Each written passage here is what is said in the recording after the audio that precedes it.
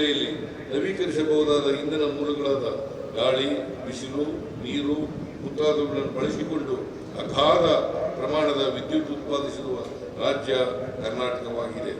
2012-13ರಲ್ಲಿ 6,944 ಮೆಗಾವ್ಯಾಟ್ನಷ್ಟಿದ್ದ ನವೀಕರಿಸಬಹುದಾದಂಥ ವಿದ್ಯುತ್ ಉತ್ಪಾದನೆಯು ಪ್ರಸ್ತುತ ಸುಮಾರು 24,000 ಮೆಗಾವ್ಯಾಟ್ಗಳಿಗೆ ತಲುಪಿದೆ. ಜನರ ಬದುಕಿನ ಜೊತೆ ನೇರವಾದ ಸಂಬಂಧ ಹೊಂದಿರುವ ಕಂದಾಯ, ಆರೋಗ್ಯ, ಗ್ರಾಮೀಣಾಭಿವೃದ್ಧಿ ಮತ್ತು ನಗರಾಭಿವೃದ್ಧಿ ಇಲಾಖೆಗಳನ್ನು ಜನಸ್ನೇಹಿಯಾಗಿಸಲು ನಿರಂತರವಾಗಿ ಪ್ರಯತ್ನಿಸುತ್ತಿದ್ದೇವೆ. ಕಂದಾಯ ಇಲಾಖೆಯಲ್ಲಿ ಬಹಳ ಕಾಲದಿಂದ ಬಾಕಿ ಇದ್ದ 40,000ಕ್ಕೂ ಹೆಚ್ಚಿನ ಅಳತೆ ಕೆಲಸಗಳು ಮುಗಿದಿವೆ. ಭೂ ಸುರಕ್ಷಾ ಯೋಜನೆಯಡಿಯಲ್ಲಿ 100 ಕೋಟಿ ಪುಟಗಳಷ್ಟು ದಾಖಲೆಗಳನ್ನು ಡಿಜಿಟೈಸ್ ಮಾಡಿ ಸಾರ್ವಜನಿಕರು ಕೂತಲ್ಲಿಯೇ ತಮ್ಮ ಆಸ್ತಿಗಳ ದಾಖಲೆಗಳನ್ನು ಪಡೆದುಕೊಳ್ಳುವ ವ್ಯವಸ್ಥೆ ಕಲ್ಪಿಸಲಾಗಿದೆ. ನಮ್ಮ ಸರ್ಕಾರದ ಆದ್ಯತೆಯ ವಿಷಯಗಳಲ್ಲೊಂದಾದ ಕಂದಾಯ ಗ್ರಾಮ ಯೋಜನೆಯಲ್ಲಿ ಇತ್ತೀಚೆಗೆ ತಾನೇ 1.11 ಲಕ್ಷ ಹಕ್ಕುಪತ್ರಗಳನ್ನು ನೀಡಲಾಗಿದೆ. ಹೊಸದಾಗಿ 3,300 ಮಜರೆ, ಹಟ್ಟಿ, ತಾಂಡಗಳನ್ನು ಗುರುತಿಸಿ ಕಂದಾಯ ಗ್ರಾಮಗಳನ್ನಾಗಿ ಪರಿವರ್ತಿಸಿದ್ದೇವೆ. ಅಲ್ಲದೆ ದುಸ್ಥಿತಿಯಲ್ಲಿದ್ದ ಜಿಲ್ಲಾಧಿಕಾರಿಗಳ ಕಚೇರಿಗಳನ್ನು ಹಾಗೂ ಹೊಸ ತಾಲೂಕುಗಳಲ್ಲಿ ಪ್ರಜಾಸೌಧಗಳನ್ನು ನಿರ್ಮಿಸಿದ್ದೇವೆ. ಇಂದು ವೈದ್ಯಕೀಯ ಶುಲ್ಕಗಳು ದುಬಾರಿಯಾಗುತ್ತಿದ್ದು ಬಡ ಮಧ್ಯಮ ವರ್ಗದವರಿಗೆ ಉತ್ತಮ ವೈದ್ಯಕೀಯ ಸೇವೆಗಳು ಲಭ್ಯವಾಗಬೇಕು ಎಂಬ ನಿಟ್ಟಿನಲ್ಲಿ ನಮ್ಮ ಸರ್ಕಾರ ಹಲವಾರು ಉಪಕ್ರಮಗಳನ್ನು ಸಾಧಿಸಿದ್ದು ಇವು ಜನಮೆಚ್ಚುಗೆ ಗಳಿಸಿಕೊಂಡಿವೆ.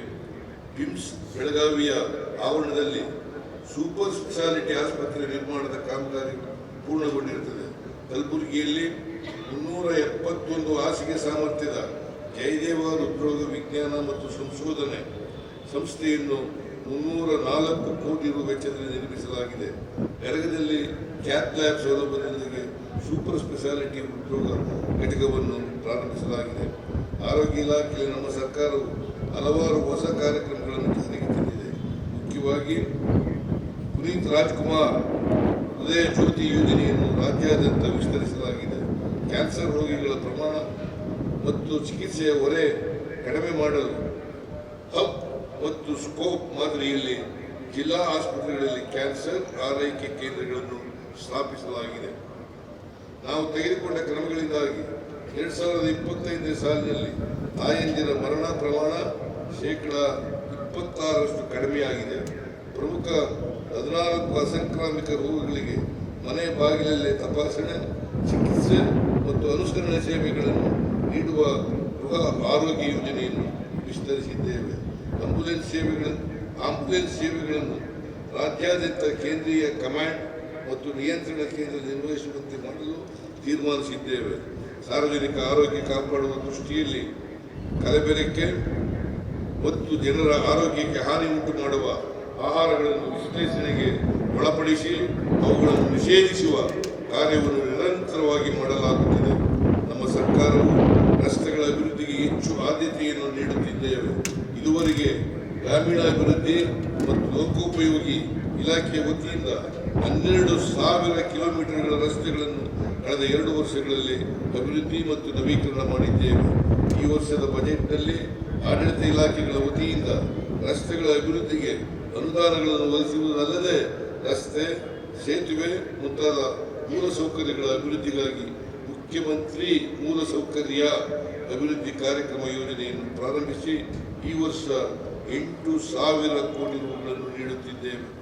ಕರಾವಳಿ, ಮಲೆನಾಡು ಪ್ರದೇಶಗಳ ಸಂಪರ್ಕ ರಹಿತ ಜನವಸತಿ ಪ್ರದೇಶಗಳ ಸಾರ್ವಜನಿಕರು ಮತ್ತು ಶಾಲಾ ಮಕ್ಕಳು ಹಳ್ಳ ಮತ್ತು ಹೊಲಗಳನ್ನು ಸುರಕ್ಷಿತವಾಗಿ ದಾಟಲು ಅನುಕೂಲವಾಗುವಂತೆ ರು 44.15 ಕೋಟಿ ಅಂದಾಜು ಮೊತ್ತದಲ್ಲಿ ಕಳೆದ 2 ವರ್ಷದಲ್ಲಿ 208 ಕಾಲು ಸಂಖ್ಯೆಗಳ ನಿರ್ಮಾಣ ಪೂರ್ಣಗೊಳಿಸಲಾಗಿದೆ.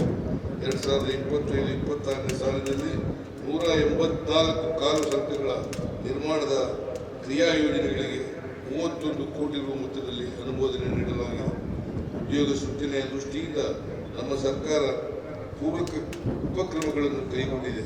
ಈ ನಿಟ್ಟಿನಲ್ಲಿ ಫೆಬ್ರವರಿ 2025 ಮಾಹೆಯಲ್ಲಿ ನಡೆಸಿದ ಇನ್ವೆಸ್ಟ್ ಕರ್ನಾಟಕ 2025ರಲ್ಲಿ ಒಟ್ಟು 3,250 ಉದ್ದಿಮೆದಾರರು ಭಾಗವಹಿಸಿದ್ದು ಒಟ್ಟು 98 ಕಂಪನಿಗಳೊಂದಿಗೆ 6,23,970 ಕೋಟಿ ರು ಹೂಡಿಕೆ ಒಡಂಬಡಿಕೆ ಮಾಡಿಕೊಳ್ಳಲಾಗಿದೆ ಹಾಗೂ 4,03,533 ಕೋಟಿ ರು ಹೂಡಿಕೆ ಮಾಡಲು 1,101 ಕಂಪನಿಗಳು ಸಂಬಂಧಿಸಿದ ಸಮಿತಿಗಳಿಂದ ಅನುಮೋದನೆ ಪಡೆದಿರುತ್ತಾರೆ.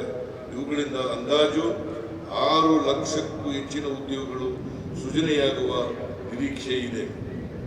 ಕರ್ನಾಟಕ ರಾಜ್ಯವು 2023-24 ಸಾಲಿನಲ್ಲಿ 54,427 ಕೋಟಿ ರು ವಿದೇಶ ಹೂಡಿಕೆ ಆಕರ್ಷಿಸಿ ದೇಶದಲ್ಲಿ 3ನೇ ಸ್ಥಾನದಲ್ಲಿದ್ದು 2024-25ನೇ ಸಾಲಿನಲ್ಲಿ 56,030 ಕೋಟಿ ರು ವಿದೇಶಿ ಹೂಡಿಕೆ ಆಕರ್ಷಿಸುವುದರೊಂದಿಗೆ ದೇಶದಲ್ಲಿ 2ನೇ ಸ್ಥಾನದಲ್ಲಿದೆ. ನಮ್ಮ ಸರ್ಕಾರವು ಕಲ್ಯಾಣ ಕಾರ್ಯಕ್ರಮಗಳ ಜೊತೆಯಲ್ಲಿ ಮೂಲಸೌಕರ್ಯಗಳ ಅಭಿವೃದ್ಧಿ ಕಾರ್ಯಕ್ರಮಗಳನ್ನು ಸಮಾನವಾಗಿ ನೋಡುತ್ತಿದೆ. ಬಂಡವಾಳ ವೆಚ್ಚಗಳಿಗಾಗಿ ಈ ವರ್ಷ 83,200 ಕೋಟಿ ರುಗಳನ್ನು ವಿನಿಯೋಗಿಸುತ್ತಿದ್ದೇವೆ. ಬಜೆಟ್ನಲ್ಲಿ 20.1% ಅನುದಾನವನ್ನು ಮೂಲಸೌಕರ್ಯಗಳ ಅಭಿವೃದ್ಧಿಗಾಗಿ ವಿನಿಯೋಗ ಮಾಡುತ್ತಿರುವ ಪ್ರಮುಖ ರಾಜ್ಯ ನಮ್ಮದಾಗಿದೆ. ಮಹಿಳಾ ಉದ್ಯಮಿಗಳು ಮತ್ತು ಸ್ವಸಹಾಯ ಸಂಘಗಳು ನಮ್ಮ ಸರ್ಕಾರ ಬೆಂಬಲ ನೀಡುತ್ತಲೇ ಬಂದಿದೆ. ನಮ್ಮ ಗ್ಯಾರಂಟಿ ಯೋಜನೆಗಳು ಅವರ ಸದ್ದಿಲ್ಲದ ಛಲವನ್ನು ಕಣ್ಣಿಗೆ ಕಾಣುವ ಯಶಸ್ಸನ್ನಾಗಿ ಪರಿವರ್ತನೆ ಮಾಡುತ್ತಿವೆ.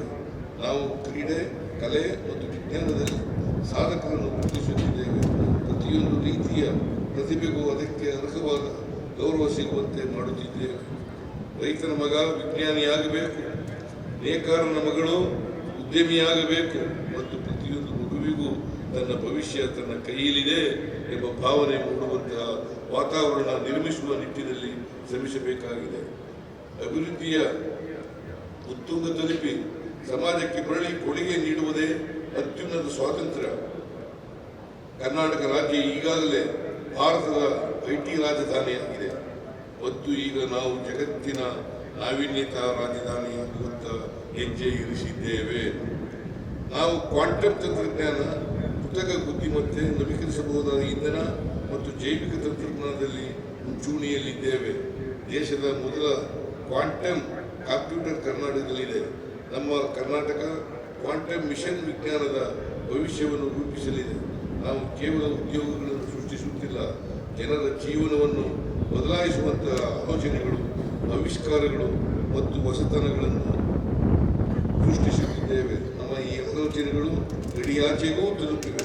ಪ್ರಾದೇಶಿಕ ಅಸಮಾನತೆಯನ್ನು ಹೋಗಲಾಡಿಸುವ ನಿಟ್ಟಿನಲ್ಲಿ ಶ್ರಮಿಸುತ್ತಿರುವ ನಮ್ಮ ಸರ್ಕಾರವು ಪ್ರೊಫೆಸರ್ ಗೋವಿಂದ ರಾವ್ ಅವರ ಅಧ್ಯಕ್ಷತೆಯಲ್ಲಿ ಸಮಿತಿಯನ್ನು ರಚಿಸಿದೆ.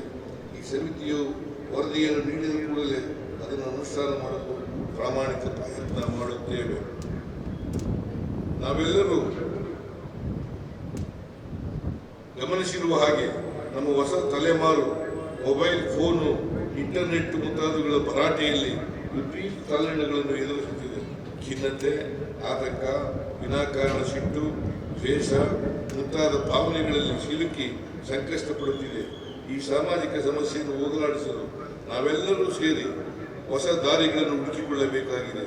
ಈ ನಿಟ್ಟಿನಲ್ಲಿ ನಾವು ಮೊಬೈಲ್ ಬಿಡಿ, ಪುಸ್ತಕ ಇಡಿ ಮತ್ತು ಓದು ಕರ್ನಾಟಕ ಎಂಬ ಕಾರ್ಯಕ್ರಮವನ್ನು ರೂಪಿಸಿದ್ದೇವೆ.